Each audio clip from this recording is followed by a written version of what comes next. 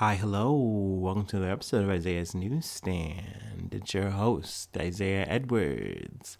The date is November the 15th, 2023. Hopefully, this episode finds you well, in good spirits, and high hopes. As for me, I'm doing pretty good. Let's see here. Work was work. I gotta say, a funny thing happened.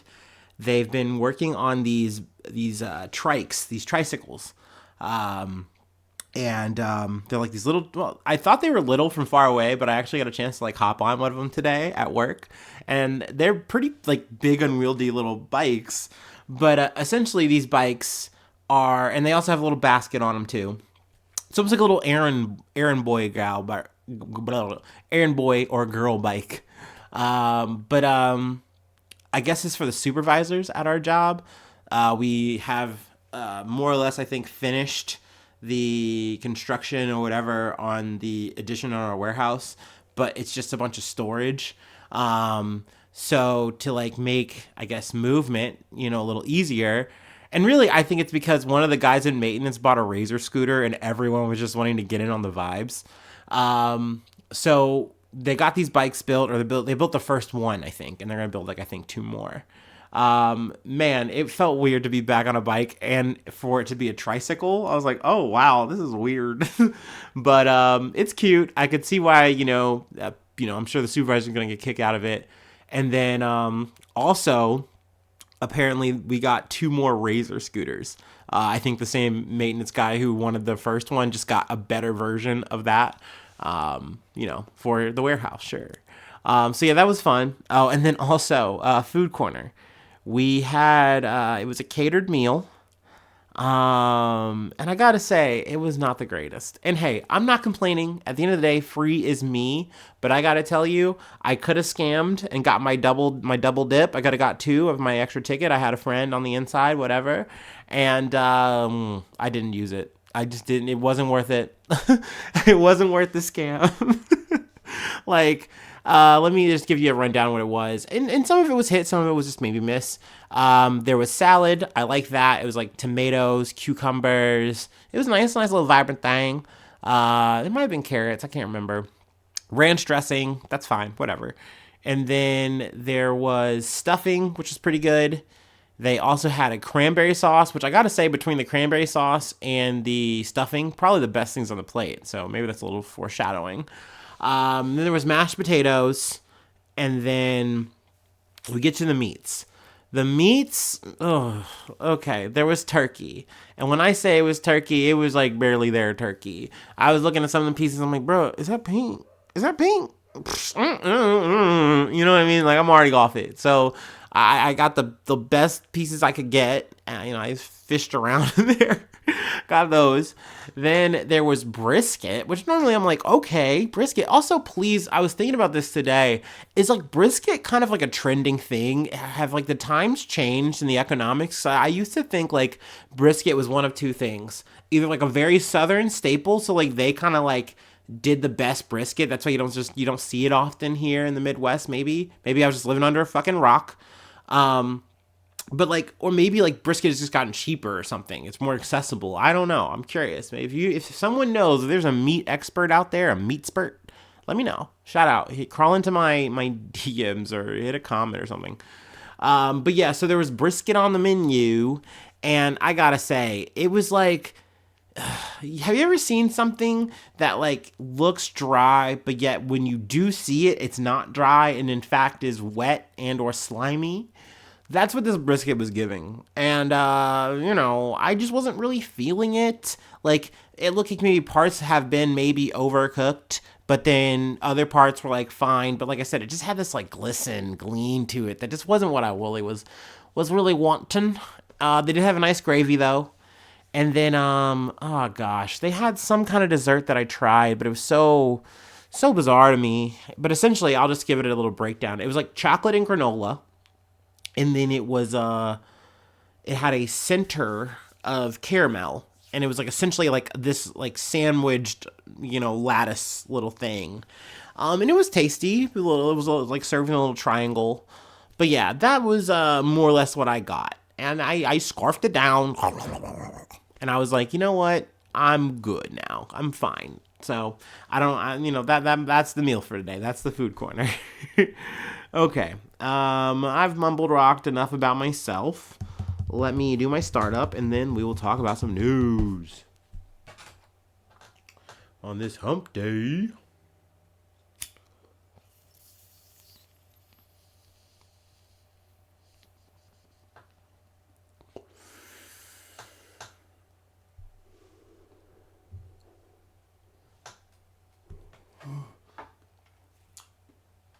Ooh, yeah.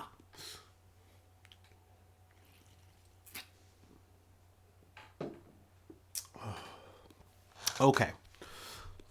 Let's start off with Reuters. Hamas command center weapons found at Gaza hospital. Israeli military says.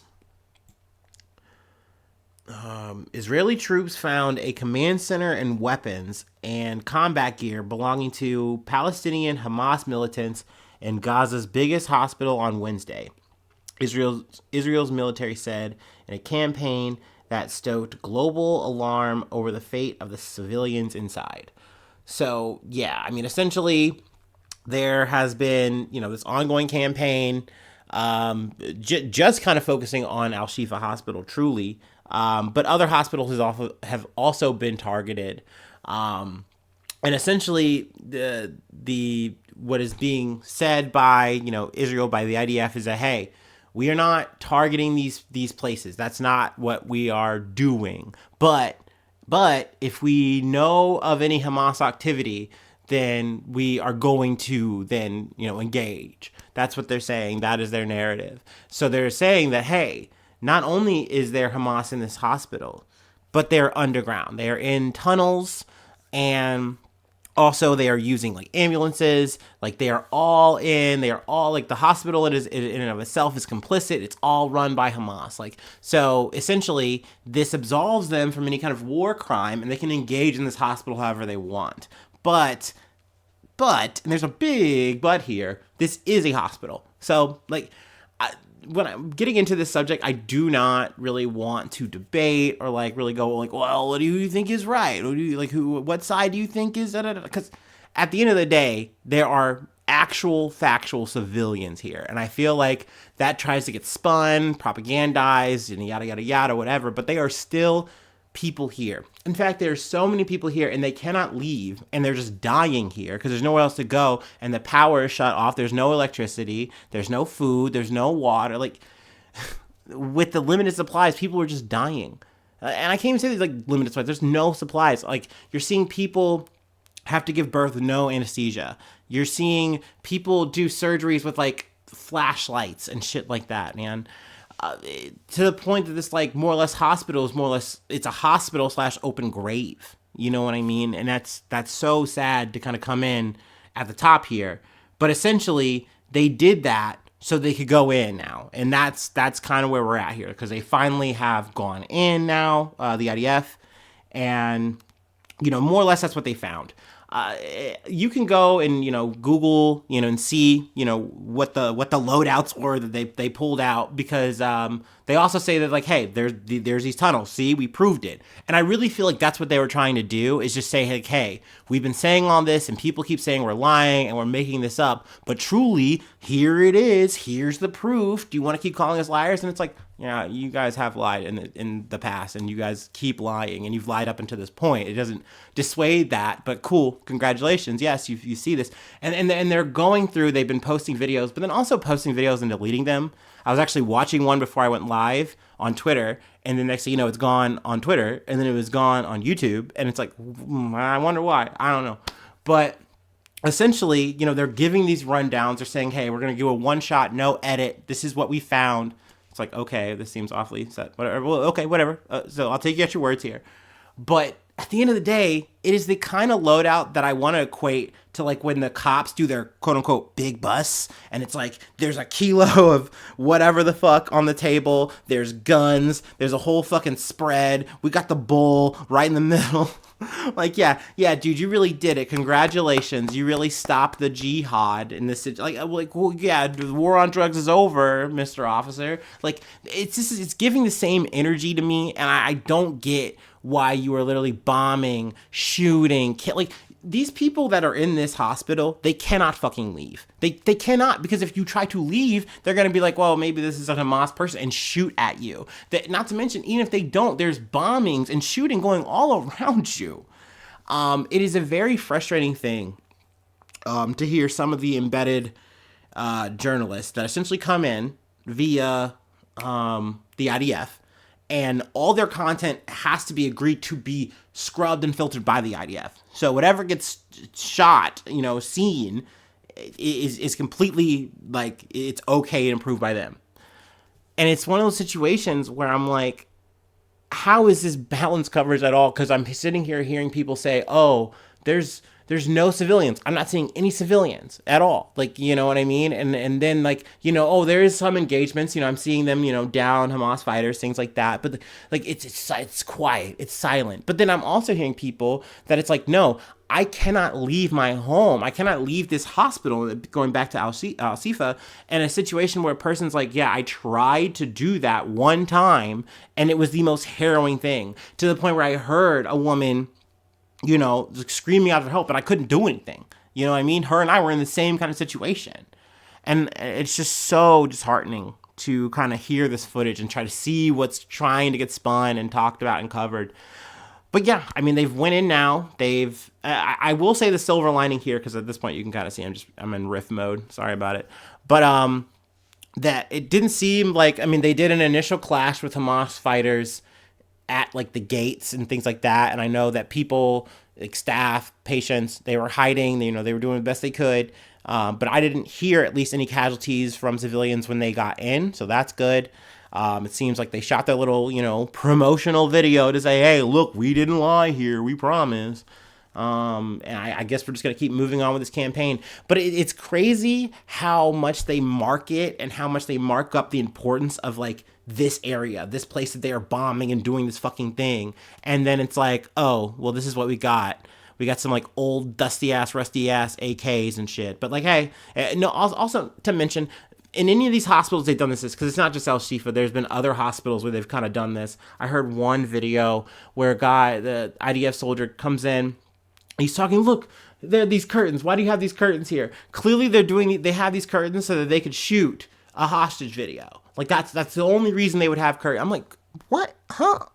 Okay, whatever. Sure. And then they say, oh, well, then there's like things that they use to potentially tie and bound people, and like they just turn into like full CSI guys or something, and there's like giving you this whole like crime scene report of what's happening, and clearly this is a hostage room and there was hostages here, but they're not here now, and we didn't save anyone today or whatever. But like, see, I've seen them pull like literal mind comps out, all kinds of fucking swag that they're pulling out of people's homes and things like that, and they're saying, see, we're just proving it here. There's Hamas everywhere. Everyone's Hamas. And it's like, no, dude, there's a lot of civilians that you're definitely blowing up. At this point, over 11,000 people. Hundreds of people just died in this hospital situation, just leading up to this point today. You know what I mean? But sure, you got your little loot. And I guess we'll just see where they're going next. Okay. We'll call it there. Let's go to states. Let's talk House of Representatives. Ugh. All right. From the Associated Press, House votes to prevent a government shutdown as GOP Speaker Johnson relies on Democrats for help. Man, this feels like deja vu, only it's just another guy named Mike Johnson instead of Kevin McCarthy.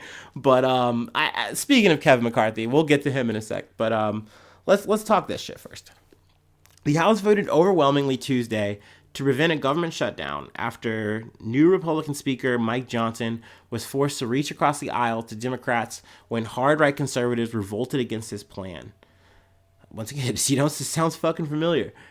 Johnson's proposal to temporarily fund the government into the new year passed on a bipartisan 336 to 95 tally, but 93 Republicans voted against it. It was the first time the new speaker had to force vital legislation through the House, and he showed a willingness to leave his right flank Republicans behind. The same political move that cost the last House Speaker, Kevin McCarthy, his job just weeks ago. So yeah, I mean, essentially, this is a weird kind of setup for this because I haven't talked about it at all. I feel like I'm getting better about not like constantly bombarding y'all about Congress shit because it's so fucking boring and usually fucking useless. So of course, we were careening towards another government shutdown. And actually, I gotta say, this is anecdotal as hell. But I had some help earlier this week, and randomly, the person asked me, they're like, "So do you think the government's gonna shut down?" And I lit up like I'm like, "Oh my god, is this like a video game cutscene? Like someone's like feeding me exactly what I would love to talk about right now?" And I was like, "You know what? I don't think so." And then I just went into and gave my 2 cents, did my podcast live. Felt real good. But yeah, essentially we were careening towards another shutdown. I know we've kind of talked about like, yeah, there was essentially $14 billion that was supposed to go to Israel. They need some more lethal aid to do their thing to find, all those Hamas. But also for Ukraine, also for border security. Yeah, apparently it was a grand total of $106 billion. But let me run down Johnson's proposal that essentially mops up this, but leaves out those things I just mentioned. Johnson's proposal puts forward a unique, critics say bizarre, two-part process that temporarily funds some federal agencies till January 19th and others to February the 2nd. It's a continuing resolution, or CR, that comes without any of the deep cuts conservatives have demanded all year. It also fails to include President Joe Biden's request for nearly $106 billion for Ukraine, Israel, border security, and other supplemental funds. So essentially, he's doing the thing that, once again, they hated that like Kevin McCarthy was like doing, which is like you're kicking the can down. You're not doing the lethal cuts that like, the Freedom Caucus and other, some conservatives want. And, essentially you're still not making Democrats really happy. But like in this situation, Johnson's like, hey, I'm willing to make this play right here. Leave that other shit on the table. We'll deal with that later. And, Hakeem Jeffries is like, that sounds good. That I can sell that to my people, and that's what he did. And essentially, more or less, everyone was on board with that. Now, what I'm surprised about, maybe some people are surprised about, is like, well, once again, isn't this something that was like beyond the pale for like people like Matt Gaetz, Marjorie Taylor Greene, yada yada yada? Like, aren't they gonna pull the plug now? Aren't they gonna fucking like vote this guy out? And it seems like they're giving him like the hall pass here. They're like, you know what? He's a new guy. We literally didn't even know who this guy was a fucking month ago or whatever. So, and I think also too, is that people really fucking hate Kevin McCarthy. They really fucking hate him, dude. They're like, this is just some fucking California asshole. We don't like him. He's some middle of the road guy. He would like fucking throw you under the fucking bus just to save his own ass. And I think it's just one of those things where like Kevin got to get the gavel. He got to get to become House Speaker, but like they made sure that he was never going to keep it. And, I think in this situation, they're willing to give some grace to Johnson. Maybe not so much, because there are, some Republicans, in this article, they pipe up. They're like, oh, I don't like this. This is fucking crap. Even Marjorie Taylor Greene's like, wait a second. Didn't we just get rid of Kevin McCarthy? Because I guess she's like frenemy with him. I guess they're homies. I don't fucking know. I don't care. But yeah, they're like, this isn't okay. Like, we're essentially giving half measures. Fuck that. So I'm curious to see how many of these Johnson is going to get before maybe his time's up maybe he has to walk the plank. We'll find out. We'll see. Anyway, I think we can move on from there. Once again, we've mentioned Kevin McCarthy a few times. I got to mention this from CNN. GOP Representative Tim Burchett accuses Kevin McCarthy of elbowing him in the kidneys. Ex-speaker denies it. So just, quick rundown. He was talking to, Burchett was talking to some CNN reporter or something like that. And it's alleged that McCarthy comes up behind him and just elbows him, like just cold shot right into the kidneys with his elbow. Gets away clean. But Burchett's like mad and he's calling it out. He's like, calling him fake, da da da da, saying he's got a high pitched voice, all this kind of shit. McCarthy, he's like, I didn't do that. And then like they kind of keep coming back to him. He's like, hey man, it was like a crowded like hallway. You know what I mean? Like maybe I brushed up against him, but I didn't hit him. Like, come on, like. And like, I don't know what to fucking believe. I would like, in my head, he did it. In my head, he did it, and he was just so cold, just like fucking smooth criminal with it. Burchett's one of the 8 people who, was a part of like that group that wanted him out. He wasn't gonna file anything. He just wanted to make a big stink. He's like, it still hurts a little bit, but like, I'm gonna be fine. I'll be praying for him though. Like, all right, bro. But Gates like, no, I got your back. I'm gonna file a fucking claim. So yeah, I mean, we'll see if the ethics committee has anything to say about that. So yeah, there you go. That's some good news. A little bit of infighting. You know what I mean? We had the Mullen guy or whatever. Also, mea culpa. I had to like re-upload that. I had like some Spotify technical difficulties. But we're just fighting. We're just taking the suits off and we're just fucking banging in Congress. And you know what? Finally, happy to see you guys do some real work for a change. Good luck. Have a good fucking Thanksgiving, you assholes. All right, let's move along. Gotta get back to some real news. From NBC News, first non-binary. I cannot talk. First non-binary Mexican magistrate found dead at home. Jesus Ociel Baena made history last year after becoming the first openly non-binary person to assume a judicial position in the country. Excuse me. The first openly non-binary person to assume a judicial position in Mexico was found dead in their home Monday in central Mexican city of Agua Calientes after receiving death threats because of their gender identity, authorities said. Agua Calientes state prosecutor confirmed that Jesus Ociel Baena was found dead Monday morning next to another person who local media and LGBTQ rights group identified as their partner. State prosecutor Jesus Figueroa Ortega said in a news conference that the victims displayed injuries apparently caused by knife or some other object. There are no signs or indications to be able to determine that a third person other than the dead was at the site of the crime, he said. Mexico Security Secretary Rosa Isla Rodriguez said in a press briefing that authorities were investigating the death and it remained unclear if it was a homicide or an accident. Some murder investigations in Mexico have a history of being quickly minimized by authorities as crimes of passion. That was really important for me to talk about because this was a story that I was like kind of clicking around through Instagram and my friend was posting something. And I was like, whoa, what's going on? Because it was like a big protest. And, that conversation led me to this story because, outrage has kind of been sparked over this.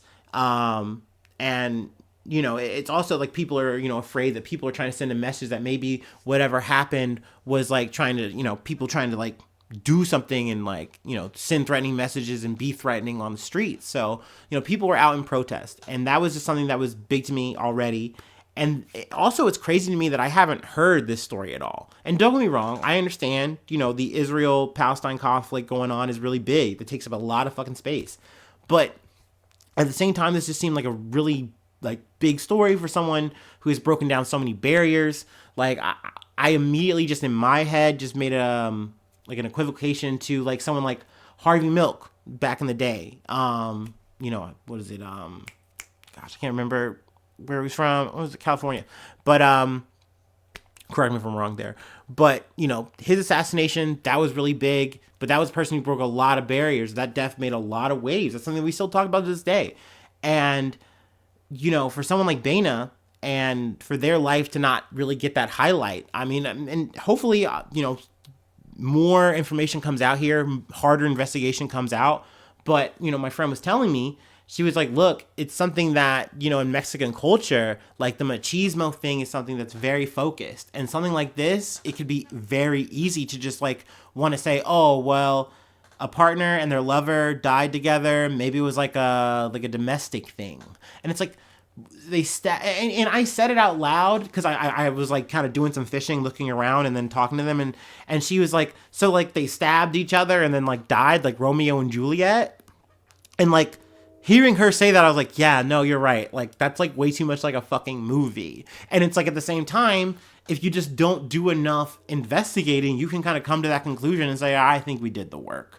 And that would be so fucking sad because things aren't adding up here. There's just not enough. And, you know, I would like to see justice as always. You know what I mean? And, yeah, so I wanted to at least be the voice, at least one of the voices, I hope, that, you know, is going to do some coverage here. And hopefully I'll have more to, you know, give you guys in the future.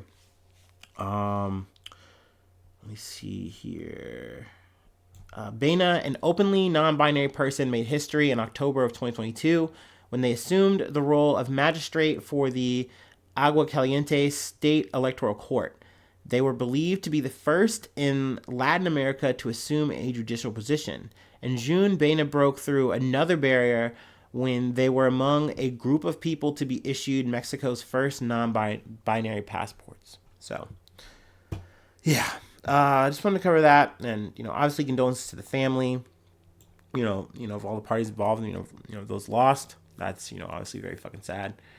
But yeah, like I said, hopefully I can have more to bring you. And I mean, sadly, I'm moving from one mystery to another. But let me keep you in a little bit of suspense. I'm gonna take my little break, and then we will do some coverage. Our last bit. Oi, oi, oi.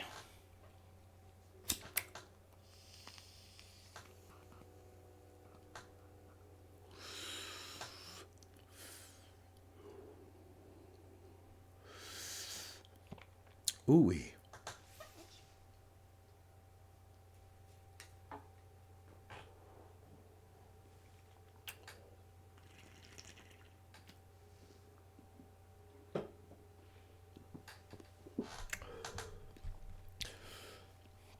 Okay. From The Independent. Nancy Ning went missing on a Guatemala yoga retreat.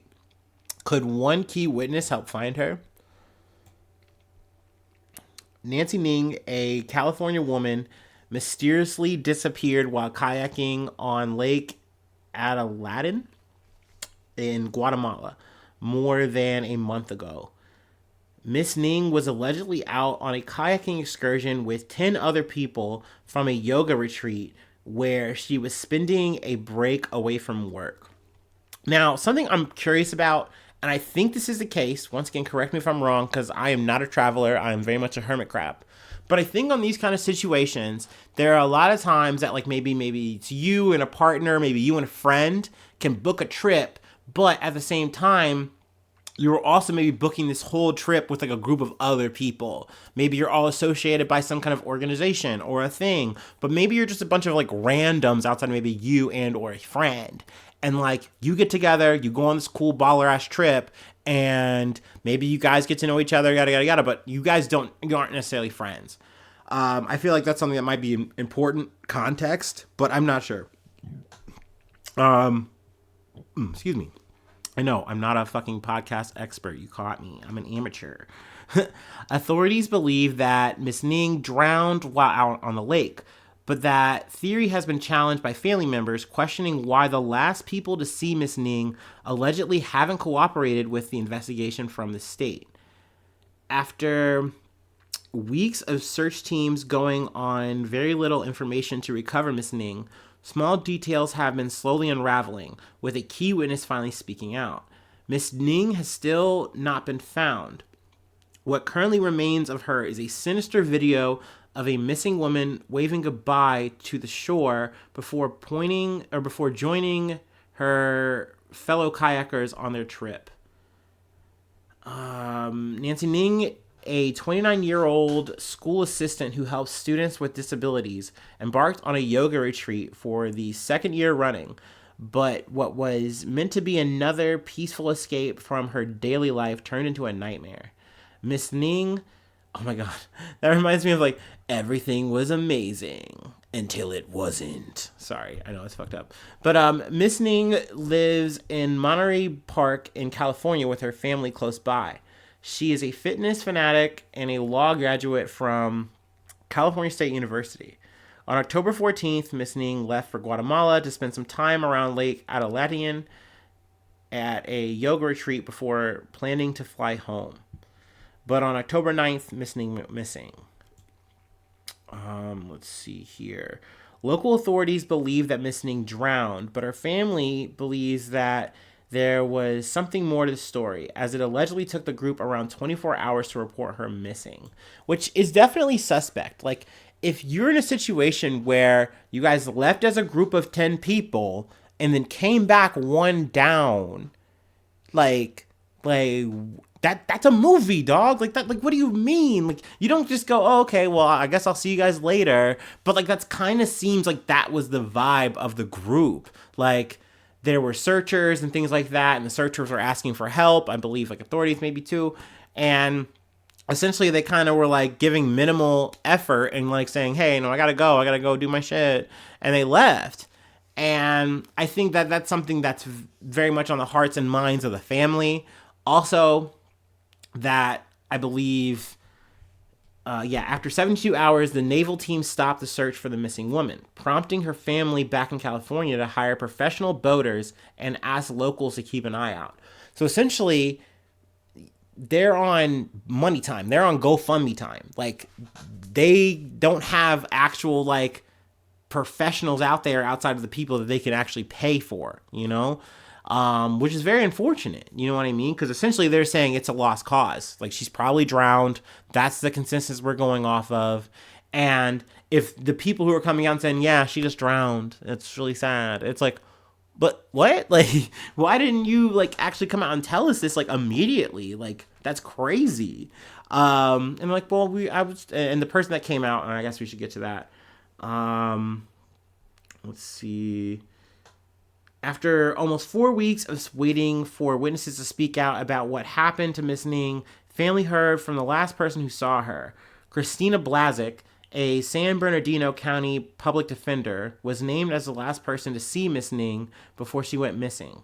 Miss Blazik and other witnesses have been barraged by followers of the case and the family who are trying to understand why it is taking them so long to cooperate. Yet G. Christopher Gardner, Miss Blazik's attorney, has denied that his client has been uncooperative and said she spoke to the Guatemalan police after Miss Ning went missing.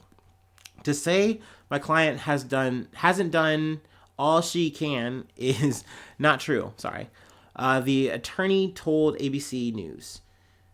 Ms. Gardner claimed that Miss Ning and his client did not go anywhere together. Instead, they bumped into each other on the lake and got chatting with each other. So that's why it like dawned in my head when I read that. I was like, oh, so yeah, these people aren't like friends. This wasn't like some group outing or anything like that. Like this was like an assembled thing, and like they all kind of get to know each other along the way of this trip type vibe. But let's see here. But according to the final witness, hold on. Where are we at? Okay. While they were out on the lake, Miss Blazik said through her attorney that Miss Ning declared she wanted to go for a swim. And I'm like, maybe. But this is where I start feeling fishy. I don't know. Allegedly, I don't know. This is my suspicion corner. Miss Blazik allegedly tried to stop the woman from swimming because it was too rough out there and there was a good current, said Miss Gardner.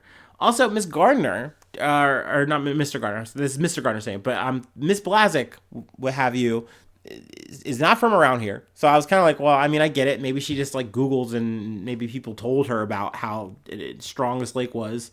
I don't know. But it's like, okay, I guess, yeah. But according to the final witness, Miss Ning ignored Miss Blazik's alleged pleas and went into the water, and by doing so, managed to push her kayak away. Mr. Gardner then claimed his client tried to retrieve Miss Ning's kayak by keeping one leg in her vessel and another leg in the other kayak, and got close to Miss Ning to push it back to her. And then apparently she lost the kayak again, and she turned around to go back to get the kayak again. And when she turned around, Miss Ning was gone.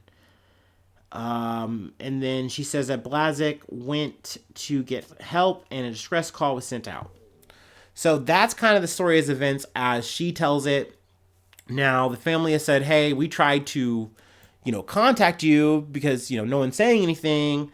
And they sent an email. And then, that's when Blazek said she was traumatized. And that's why she didn't, reach out. And then she said she was threatened by the family. And they're like, no, that's not what we were intending by that. And they show the email. And they said, well, if you don't respond, we're going to, continue, I guess, other pursuits or something like that. And I guess she took that as a threat. So, take that as you will. But yeah, I mean, this was another one yet again, a friend dropped on me and I was like, shit, man, God damn it. Once again, I might have heard this coverage. I don't know. I do listen to a lot, but I don't think I have. But maybe, but we will see, if I get any more updates on this. Definitely really unfortunate, for the family to be in that situation of they're telling you that your daughter is gone. She died. She drowned. But we don't have a body. And you have to keep paying exorbitant amount of money for people to be on the lookout for her. So that's, I hate that I'm not leaving on good news. I wish I could, rewind you back to the Tim Burchett getting fucking bowed in the fucking kidneys. But, here we are at the end.